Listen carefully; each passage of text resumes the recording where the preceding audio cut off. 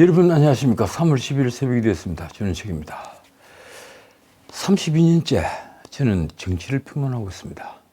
진보 보수가 우리나라에 공식적으로 등장한 것도 한 26, 7년이 됐죠. 아마 KBS 열린 토론도 그래서 시작됐을 겁니다.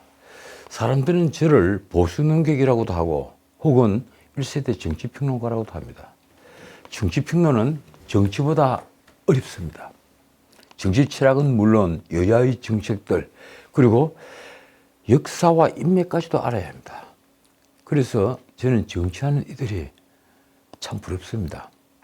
중국 이종호는 면후, 두꺼운 얼굴과 그리고 힘업, 검은 마음 그 두 개, 즉 뻔뻔함과 음흉함을 합해서 후흑이라고 했습니다.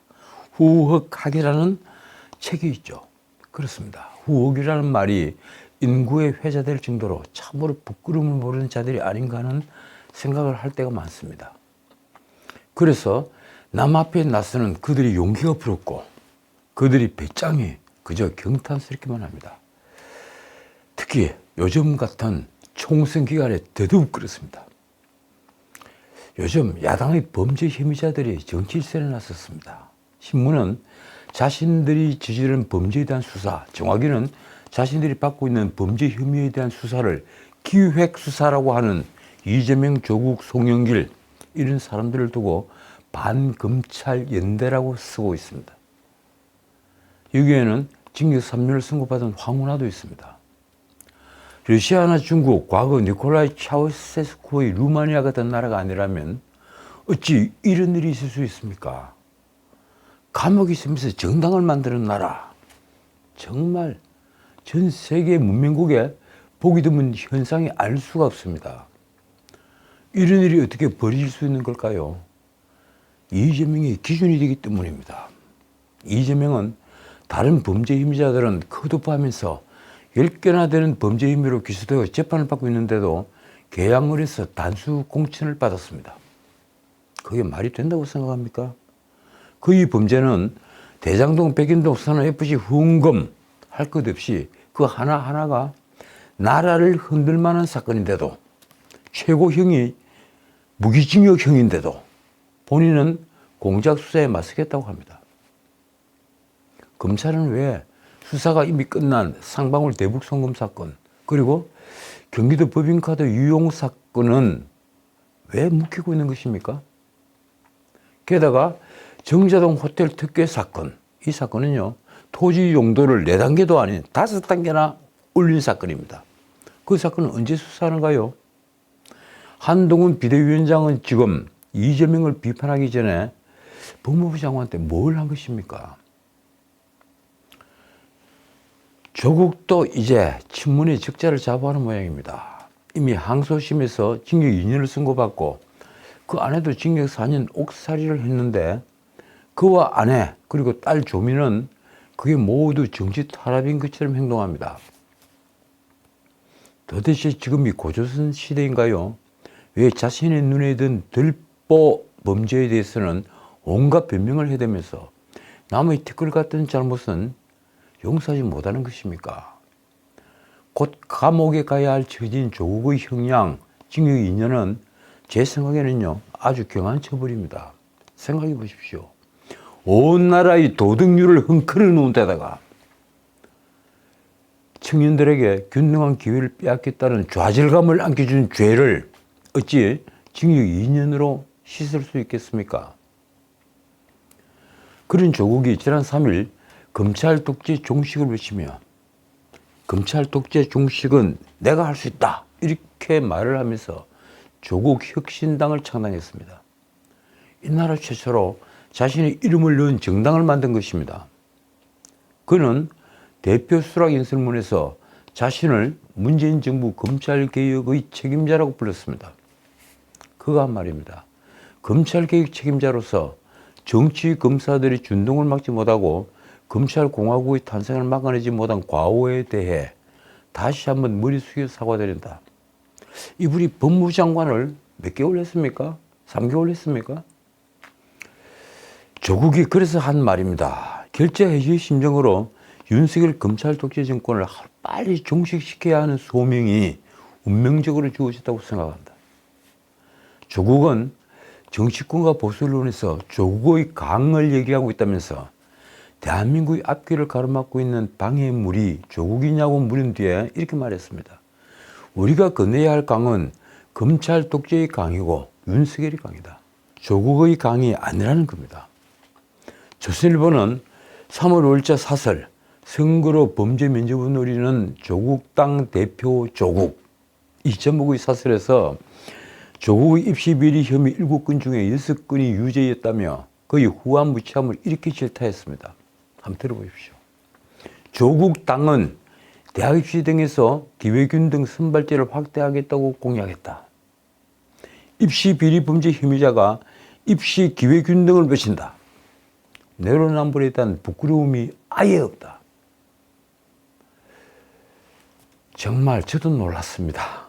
조국 당이 입시 기회균등을 외친다는 것이 청년들이 어떻게 생각할까요? 놀랍게도 이런 조국 혁신당은 여론조사 결과를 보면 제3지대에서는 가장 높은 지지를 받습니다. 다만 제가 지난 방송에서도 언급을 잠깐 했지만 20대와 30대 초반까지 조국을 지지하는 숫자는 거의 제로에 불과합니다.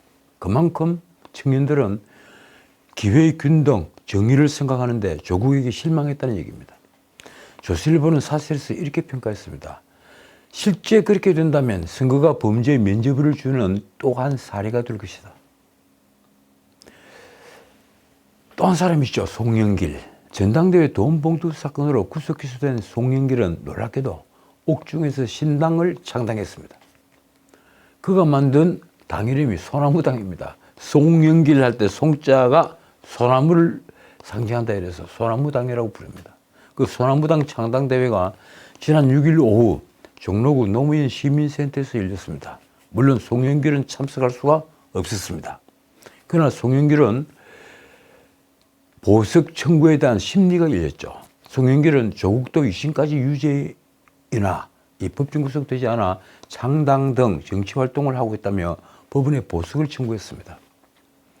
그가 6일 보석 심리를 하는 법정에서 한 말이 이렇습니다. 저는 1심 선고도 안 나고 무죄를 주장하며 싸우고 있는데 오늘 창당하고도 활동을 못하는 점에서 수긍이 안 되는 면이 있다. 그래서 나를 보석시켜달라. 이 얘기를 하는 겁니다. 송영길은 7일 공개된 편지에서 소나무당은 일관되게 민주당의 우당임을, 그는 친구당임을 천명해 왔다. 그러면서 민주당이 만든 위성정당 더불어민주연합에 소나무당이 참여하게 해달라고 호소했습니다. 진보정당 3군데만 3명 그리고 4명 이렇게 추천을 받지 말고 우리 소나무당에도 배려를 좀 해달라. 근데 그렇게 하면 민주당에 돌아갈 밥그릇은 하나도 없어집니다. 자, 한편 총선 컷오프에 반발해서 단식 농성을 벌였던 노웅래는 어제 10일 당의 결정에 따르고 이번 총선에 불출마한다는 입장문을 냈습니다. 그 역시 윤석열 검찰 독재 심판을 주장하면서 이렇게 말했습니다. 민주당 지도부는 공천 전횡과 잘못된 상황 인식으로 총선에서 패배한다면 반드시 그 책임을 져야 할 것이다. 자, 어떻든 이처럼 징역이 예정되었거나 감옥 안에 있는 자들이 일제히 검찰을 때리면서 정당을 만들어 총선에 출마하는 기현상이 벌어지고 있습니다. 가히 세계 토픽감입니다. 이들 세 사람 이재명과 조국, 송영길은 어쩌면 모두 당선될 가능성이 있습니다. 이재명은 텃밭 인천 개항을 해서, 그리고 조국과 송영길은 비례대표로 국회의원이 될 가능성이 있는 것입니다. 그들이 내세우는 주장은 다 다르지만 하나 같은 것은 자신들이 검찰에 탄압받고 있다는 것이며, 그래서 검찰 독재를 분쇄하자는 데는 주장이 일치합니다. 말하자면 반검찰연대, 반윤연대, 이걸 펴고 있는 것입니다. 이재명과 조국은 3월 국회에서 만나 윤석열 정권의 폭정을 종식하자고 의견을 모았습니다. 참 대단한 의견 합치를 이룬 것으로 보입니다. 윤석열 정부를 두고 폭정, 티레니, 폭정이라고 부른다면 문재인 정권은 그럼 도대체 무엇이라고 불러야 합니까? 소득주도 성장에다 탈원전만으로도 문재인은 역사상 최고의 폭정이었습니다. 게다가 탈북어민 강제 북송 사건이나 수해 해수부 공무원 피살 사건을 보면 문재인 정권은 살인 정권이라고 불러도 하등 틀리지 않은 말입니다. 저는 세월호에서 희생된 어린 영령을 두고 고맙다고 글을 쓴 문재인이야말로 무능한 군주를 넘어 희대의 폭군이라고 정의합니다. 이재명과 조국의 만남을 두고 조선일보는 3월 6일자 손잡은 두 명의 피고인 당대표 무슨 연대인가 이라는 제목이 사설에서 두 사람은 모두 당대표이면서 형사 피고인이라며 이렇게 썼습니다. 이재명은 대장동 등 7개 사건에 10개의 혐의로 재판을 받고 있다. 혐의도 뇌물 배임 등 전형적인 권력형 부정비리 범죄다. 자범이라는 얘기입니다. 조국은 파림치 범죄로 2심까지 징역형을 받았는데 비법률적 명예회복을 하겠다며 자기 이름을 딴 당을 만들었다. 그런 사람들이 두 정당 대표로 만난 장면 자체가 지금 야권이 얼마나 비정상적인가를 보여준다. 그렇습니다. 문민국에 절대 볼 수 없는 비정상적인 상태. 이걸 이재명 조국이 만들어내고 있습니다. 조선일보는 범죄 혐의로 기소되고 2심까지 징역형을 받은 사람이 검찰 독재 운운하고 나아가 이를 선거에 이용하는 것은 대한민국 법치 자체를 무시하겠다는 것이라며 다시 이렇게 썼습니다. 이들이 이룰 수 있는 것은 우리 유권자들이 양쪽 진영으로 극단적으로 분열돼 우리 편이면 무슨 잘못을 하고 어떤 행태를 보여도 지지한다고 믿기 때문이다. 자, 이런 판에 출마를 포기한다던 황운하가 8일 민주당을 탈당해 조국 혁신당에 입당했습니다. 뭘 기대하고 입당한 걸까요? 당연히 국회의원입니다. 조선일보는 다시 9일자에 사설 징역 2년 조국의 당에 징역 3년 황운하 입당 난장판 선거판이라는 제목이 사설을 실었습니다. 조선일보는 조국당 지지율이 높게 나오니 이에 편성해 국회의원을 한 번 더 해보겠다는 목적일 것이다. 임기 중에 징역 3년형을 받았는데 법정 구속이 되지 않으니 또 국회의원을 하겠다고 한다. 그래서 이렇게 썼습니다. 준연동형이라는 이상한 선거제도 탓에 금배지를 딸 가능성도 있다고 한다. 이게 정상적인 나라인가? 그렇습니다. 저 역시 한탄이 나옵니다. 이게 정상적인 나라인가? 이런 나라를 지금 누가 만들고 있는가? 이재명 조국입니다. 조선일보의 한탄처럼 황운하 이후 검찰과 경찰 등 일선에서 공권력을 집행하는 사람들이 노골적으로 정치에 개입하고 그 때문에 받게 된 징계를 훈장 삼아 출마하고 공천을 받는 게 지금 일상이 됐습니다. 신문의 지적처럼 윤석열 찍어내기 검찰로 최근 검사직에서 해임 징계를 받은 분이 있죠. 바로 박은정입니다. 그 박은정 검사도 조국 땅의 인재로 영입이 됐습니다. 참 기막힌 반전이 알 수 없습니다. 어떻든 조국은 부끄러움을 무릅쓰고 4월 총선을 한 달 앞둔 지금 급조한 조국 혁신당의 대표가 됐습니다. 그는 지난 5년간 온 가족이 도륙되는 상황을 견뎌야 했다며 검찰 독재의 강을 건너야 한다고 했습니다. 그는 입시 비리와 감찰 무마 등 혐의로 항소심에서도 문신과 같이 징역 2년을 그대로 선고받았습니다. 서울대 인권법센터 인턴 정명서 위조 등 입시 비리 혐의 7건 중에 6건이 유죄 판단을 받았습니다. 조국은 평소 SNS를 통해 좋은 말, 옳은 말을 다 하던 사람입니다. 그의 파렴치한 범죄가 계속 드러나자 사람들은 그런 조국의 말을 조국 대장경이라고 비꼬았습니다. 조국에게 내로남불이라는 말은 그래서 늘 따라붙었습니다. 그런 조국이 실형을 선고받고도 비법률적인 방법으로 명예를 회복하겠다며 정당을 만든 것입니다. 명색이 형법을 가르치던 교수가 말입니다. 그는 재판 중에도 북콘서트를 열었습니다. 항소심 재판장은 범죄 사실을 인정하지 않는 사과는 진지한 반성이 아니다라면서 원심을 그대로 유지했습니다. 묻겠습니다. 도대체 이게 건강한 사회인가요? 어쨌든 조국혁신당은 제3지대 정당 중에서 지금까지는 가장 대중의 흥미를 끌고 있습니다. 지지도가 가장 높습니다. 그런 조국당의 같은 제3지대 개혁신당의 금태섭이 8일 라디오에서 조국을 문서 위조범이라면서 한마디 했습니다. 대표가 문서 위조범이지 않나? 이건 정말 상식에 반하는 정당이라고 생각한다. 금태섭은 조국당의 지지도가 높은 이유를 이렇게 분석했습니다. 민주당에서 너무 공천 파동이 심해지니까 민주당을 지지하지만 지금 심정적으로 거기를 찍기는 어려운 분들이 마음 들 곳이 없어 그리로 간 것 아닌가.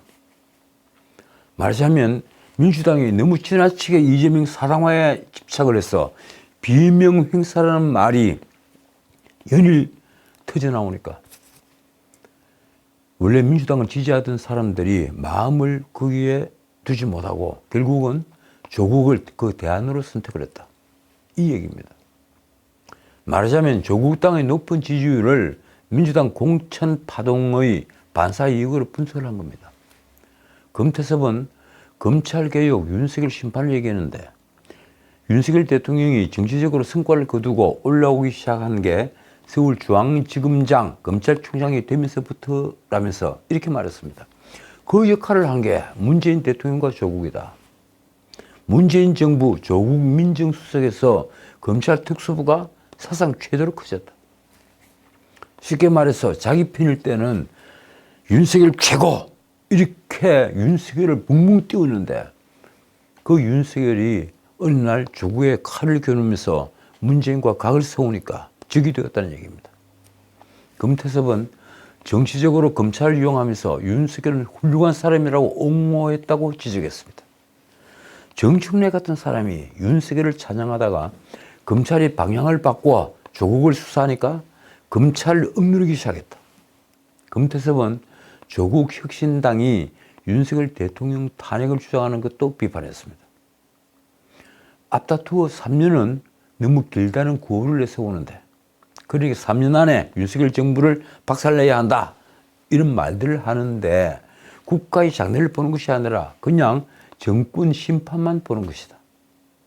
금태섭은 그러면서 아르헨티나가 몰려가는 과정에서 무려 83번인가 탄핵 시도가 있었다고 했습니다.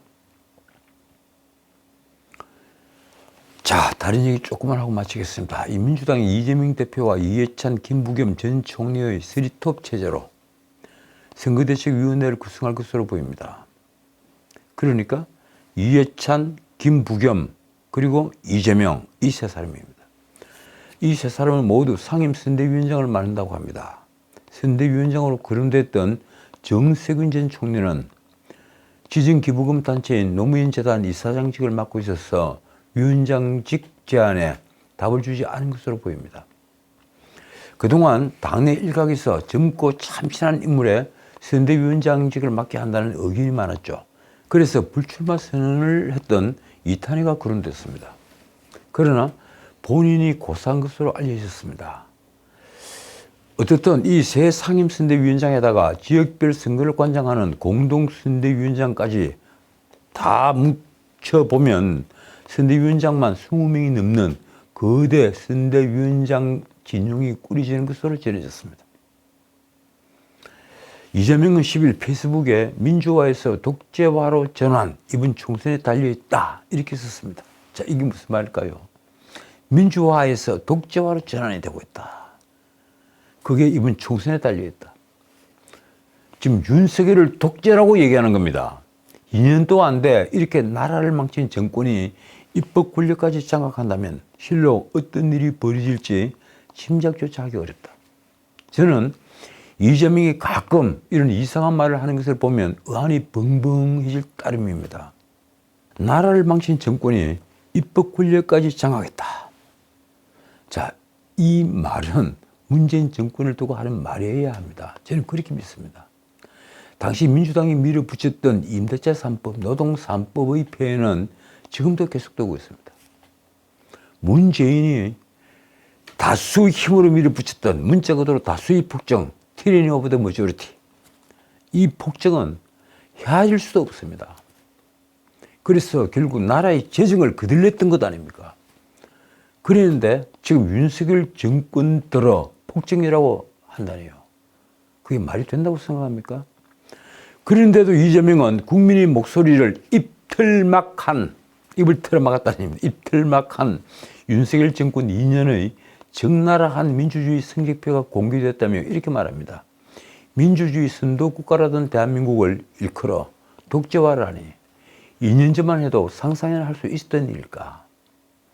지금 어느 누가 윤석열 정부를 두고 독재라고 하는 것입니까? 아마도 이재명은 스웨덴 민주주의 다양성 연구소라는 단체에서 최근 공개한 민주주의 보고서에서 한국을 민주화에서 독재화로의 전환이 진행되는 국가 중에 한 곳으로 꼽았다는 보도를 토대로 해서 윤석열 정권을 비판한 것으로 보입니다. 이재명은 이렇게 말했습니다. 피로 쟁취한 우리의 민주주의가 한없이 망가지고 있다. 혹시 압수수색 당하지 않을지, 말 잘못하면 끌려가지 않을지 걱정하는 나라가 됐다. 이재명은 윤석열을 독재 정권으로 몰아붙이고 있는 것입니다. 윤석열 정권의 권력 남용으로 우리 사회를 지탱하던 법치주의와 상권 분립, 헌정 질서의 기본 시스템이 급격히 무너져 내렸기 때문이다. 과연 그런가요? 이재명이 그 뒤에 한 말은 저로서는 도저히 동의할 수 없는 말입니다. 국민 통합에 앞장서야 할 대통령이 이념 전쟁을 벌이고 포갑적인 검찰 통치가 이어지며 민주주의의 기본인 대화와 타협, 공존은 실종됐다. 이재명은 이념 전쟁을 벌인다고 했는데요. 이 세계 유일의 분단 국가의 나라에서 이 이상 어떻게 더 좌파 이념을 허용해야 하는 것입니까? 대진연이라는 단체, 백두혈통을 찬양했던 그 대진연 단체는 지금 대통령실까지 그 앞에까지 가서 시위를 벌이고 있습니다. 더 이상 무엇을 더 허용해야 합니까? 이재명은 윤 대통령을 향해 급기야 3.15 부정선거 이후에 최악의 관권 선거까지 대놓고 자행하고 있다고도 했습니다. 저는 21대 총선 당시에 재난지원금을 살포하면서 4인 가족 기준 100만 원씩 살포했죠. 그런 돈을 살포하면서 문재인이 포퓰리즘 선거를 맨 앞에서 지휘하던 것이야말로 부정선거이자 관권, 금권 선거라고 믿습니다. 자, 오늘은 여기까지입니다. 이재명이 내린 결론이 무척 재미있습니다. 이번 선거는 대한민국이 거대한 퇴행이 끝없이 가속화 될지 아니면 역주행 폭주를 멈춰 세우고 미래로 나아갈지 결정할 역사적 분수령이 될 것이다. 그렇습니다. 이 말을요, 앞에 이재명을 속 빼고 한두 군을 집어넣어 보십시오. 그 말에 모두 다 고개를 끄덕거릴 겁니다. 대한민국이 기본소득 같은 포퓰리즘의 수렁에 빠져 거대한 퇴행이 가속화될지 아니면 역주행 폭주를 끝내고 미래로 나아갈지를 결정하는 선거입니다. 이제 한 달 뒤에 우리 운명이 결정됩니다. 지금까지 전식이었습니다.